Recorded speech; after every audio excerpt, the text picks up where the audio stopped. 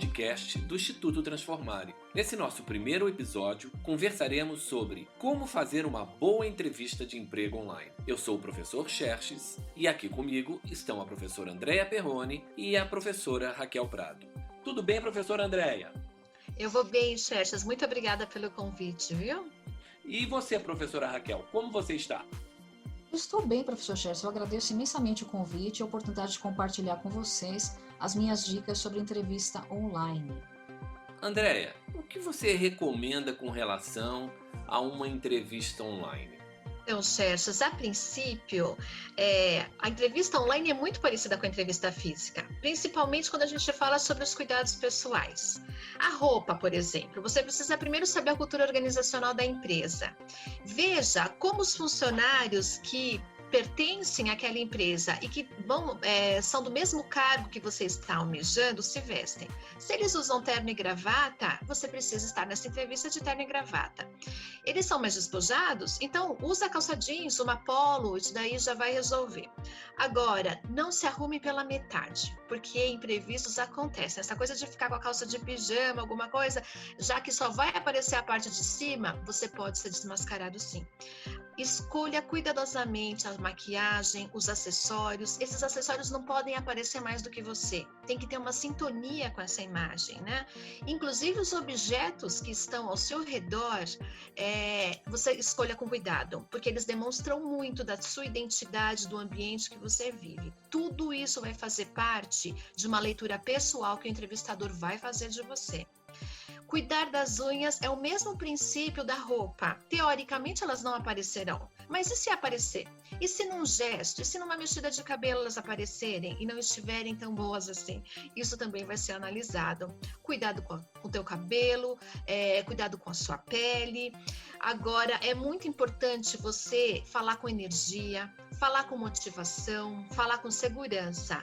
O seu ânimo, né, o seu alto astral devem contaminar esse entrevistador, mesmo que virtualmente. E esteja preparado para aquelas dinâmicas que podem acontecer até em grupo virtualmente. A gente não tem nem ideia que isso acontece, mas tem vários softwares que as empresas utilizam para que, através de chats, de games, de quiz, fazerem essas videochamadas em grupo. Agora, uma dica que eu acho muito importante, como as ferramentas online causam muita ansiedade, com certeza, porque é uma coisa nova e são muitas variáveis que a gente tem que controlar, é o sinal, é o barulho, a iluminação, enfim, é muito importante que o que tiver sob o seu controle e que te dê mais segurança, você consiga planejar antes. Por exemplo, pense no texto que você vai falar, pense em qualidades, pense nos seus defeitos, tudo isso é inevitável que em algum momento apareça na entrevista. Então ensaie mesmo, para você ficar à vontade no momento de discursar sobre esses temas. E é importante também você saber algumas experiências profissionais que possam ter sinergia com esse novo cargo que você está almejando. Agora, a coisa mais importante neste momento é a pontualidade, principalmente porque às vezes você fala, não, é só entrar no computador, é só entrar no link, isso é rapidinho, são 5 minutos. Mas vai que o seu computador comece a atualizar. E aí isso vai levar 10 minutos, 15 minutos, não corra esse risco. Entre com antecedência, espere na sala, isso vai te trazer um equilíbrio maior para que você esteja bem na hora de falar sobre você, sobre as suas experiências e todo o potencial que você tem para trabalhar naquela empresa. Sem dúvida, Andréia. É isso mesmo. Olha, eu acho que o entrevistado ele deve ter atenção a detalhes técnicos, né? O que eu quero dizer com isso? É fundamental ter uma boa conexão de internet. E isso vale saber que locais dentro da casa do entrevistado, ou do lugar o qual ele estará, onde é o melhor sinal de internet. E eu vou mais além. Se puder, utilize a internet via cabo, porque é sempre mais confiável, é sempre mais rápido esse tipo de conexão. E por isso que eu aconselho o uso de notebook ou computador de mesa ao invés de celular. Eu acho que o entrevistado vai ter mais segurança. É importante saber qual o software que será utilizado para a entrevista.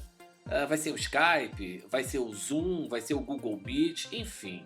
Faça um teste antes, faça uma videochamada com um amigo, com um colega, com um parente, né? Para que você possa se ver na tela, qual o enquadramento que você vai ficar, né? Como você vai aparecer, veja se a luz está ok, né? Faça dela uma aliada à sua entrevista. Evite sombras no rosto, permitindo marcas desnecessárias, né? O cenário atrás de você é muito importante, ele deve estar organizado. Coloque lá livros, flores, plantas, sei lá. Aquilo que fique interessante aos olhos de quem está ali fazendo a entrevista com você. Importante ficar num local silencioso e tenha certeza de que ninguém entrará atrapalhando a sua concentração. Você já imaginou, você está fazendo a entrevista, entra a sua mãe, a sua namorada, o seu namorado, vai jantar? Aí não dá, né? É preciso ter esse tipo de cuidado. Outra coisa importante é fechar todos os programas que estiverem abertos. Não dá, né, para você estar fazendo uma entrevista e de repente um programa abre inesperadamente. Quando você for fechar, você muda a sua expressão, você se movimenta e o entrevistador vai perceber que você está fazendo algo além da entrevista. Isso pode ser um fator muito negativo. É importante também olhar para a câmera o tempo todo, é como se você estivesse olhando nos olhos de quem está entrevistando para você. Não olhe para a tela ou para qualquer outro lugar desnecessariamente. Por quê? Porque eles podem entender ou interpretar que você está fazendo outra coisa. E isso não é legal. Legal ter um bloco de anotações com caneta ou lápis do lado para você anotar o que eles pedirem ou coisas que você considera importantes. Não é para ficar igual um robô em frente à câmera, não é isso que eu estou dizendo. Mas é ter algum cuidado. Eu acho que de questões técnicas é isso aí, viu?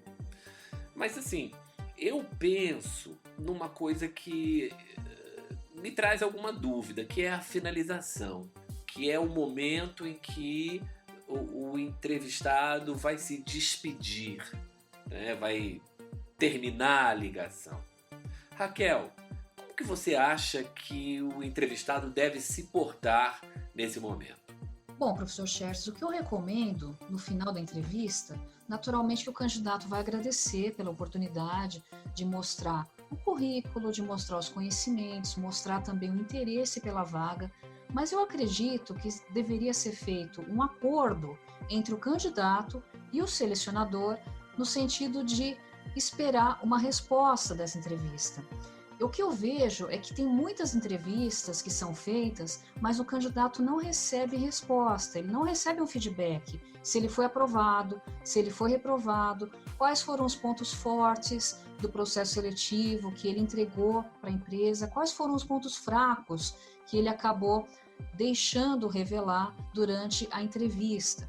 Então, seria muito interessante se houvesse um acordo entre o selecionador e o candidato. Então, o candidato pode chegar no final da entrevista agradecendo, né, cumprindo esse protocolo, mostrando que realmente ficou muito satisfeito em ter recebido essa oportunidade, mas também ele pode perguntar, olha, sobre o resultado do processo seletivo, se não acontecer uma resposta, se eu não receber um retorno, um feedback no prazo de 10 dias, de 15 dias, eu posso ligar para você, eu posso ligar para o senhor para saber qual foi o resultado, se eu fui aprovado, se eu fui reprovado, se a vaga foi congelada, enfim.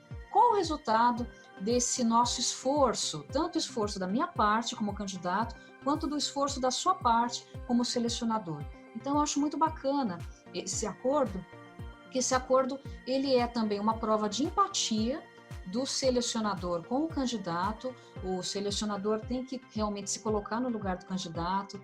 A gente sabe que nesse cenário de pandemia nós estamos vivendo uma certa apreensão, um certo receio, e nós temos também muita incerteza com relação a emprego, futuro e desempenho também profissional. Então, seria muito interessante se fizesse esse acordo. Se não ocorrer essa resposta em 10, 15 dias, eu, candidato, posso ligar para você, selecionador, e perguntar qual foi o resultado do processo seletivo? Eu acho que é uma recomendação bacana, uma recomendação até que foi sugerida por alguns consultores de RH que eu falei antes de eu fazer parte desse podcast, que eu estou tendo a honra de participar com vocês. Olha, fantástico. Eu acho que a maioria das pessoas pensa que fazer esse questionamento no final da entrevista pode ser uma maneira grosseira, pode ser uma maneira de mostrar ansiedade. Eu acho que essa postura é, de fato, um diferencial que o candidato pode ter e pode ser visto com mais bons olhos, né? Bom, eu adorei esse encontro com vocês. Foi um prazer muito grande, né? Teremos outros. Em breve teremos mais um podcast sobre algum tema que seja relevante, né, na área do digital. E queria saber o que vocês acharam, Andréia. Diz aí o que você achou desse nosso encontro, como que você pensa que foi. Olha, Xerxes, para mim tudo isso é um grande desafio, né? Toda essa virtualidade é um grande desafio. Então, são as entrevistas, é o relacionamento social, tudo que está acontecendo virtual. A gente não conhece as etiquetas, a gente não sabe quando o outro vai ficar afetado por uma posição nossa. Então, eu acho muito válida toda a contribuição que puderem dar para que a gente tenha uma vida com mais qualidade, com mais empatia e para socializar melhor mesmo. E nós... todos, principalmente nós, professores, fomos lançados, né, no mundo da digitalização de maneira forte assim que a pandemia entrou, né? Os professores tiveram que pegar os conteúdos presenciais e passar para online de uma maneira, de uma rapidez absurda, né? E isso trouxe esse aprendizado, né? Estamos todos nós aprendendo esse novos modus operandi. Não é, professora Raquel? Sim, professor, nós estamos realmente nos aprendendo a serem mais ágeis, mais urgentes, mais eficientes. Não que nós não somos, não que nós não temos essas qualidades, nós temos essas qualidades, porém, essas qualidades estão sendo mais exigidas atualmente. E, ao mesmo tempo, esse cenário de isolamento social, esse cenário também de urgências, está deixando também as pessoas mais isoladas, elas estão ficando mais frias, elas estão ficando também mais robotizadas. E essa robotização é muito nociva para a convivência humana. A verdade é que nós temos que estar mais próximos agora do que nunca. A gente tem que continuar mantendo as regras da boa convivência, nós temos que manter também dentro de nós, cultivando as competências socioemocionais, e o momento mais correto de praticá-las é numa entrevista online, é numa aula, é numa reunião. Todas essas oportunidades são vitais para o amadurecimento, para melhores práticas de convivência, porque isso tudo vai passar e nós vamos voltar à nossa normalidade de verdade, com muito mais naturalidade, mais maduros, mais eficientes e com certeza, como ser humanos, nós vamos dar um salto evolutivo muito significativo. Essa é a minha esperança para que a gente possa aguardar todas essas expectativas em breve, expectativas boas que eu tenho. Sem dúvida, e eu resumo isso tudo num forte abraço, né? É a vontade de encontrar as pessoas que a gente gosta e, de fato, abraçar. Quando isso acontecer, nós vamos estar, de fato, no novo normal, vivendo, encontrando com as pessoas como era no passado, mas com um modus operandi profissional modificado. E daí entra a nossa resiliência, né? A capacidade de se adaptar a todas essas mudanças. Bom, professoras, foi um prazer. Esse foi o Informare, o podcast do Instituto Transformare, e até o nosso próximo programa.